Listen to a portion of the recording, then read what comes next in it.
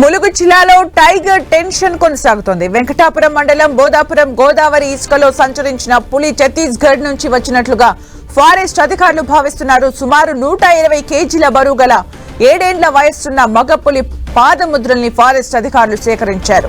పెద్ద పులి అడుగులను బట్టి అది ఎటువైపు వెళ్లి ఉంటుందోనని అధికారులు ఆరా తీశారు. పెద్ద పులి ఆచూకీ కొనసాగుతోందని, జనావాసాల్లోకి పులి ప్రవేశిస్తే ఇబ్బందులు తలెత్తే అవకాశం ఉందని అధికారులు చెబుతున్నారు. దీంతో వారు పులి ఆచూకీని కనిపెట్టేందుకు తీవ్రంగా శ్రమిస్తున్నారు. గోదావరి తీర గ్రామాల్లోని ప్రజలు అప్రమత్తంగా ఉండాలని అధికారులు సూచించారు.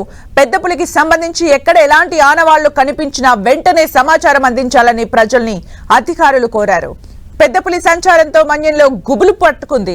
వెంకటాపురం భద్రాచలం ప్రధాన మార్గంలో రోడ్డును సైతం పులి దాటినట్లు అధికారులు నిర్ధారణకొచ్చారు.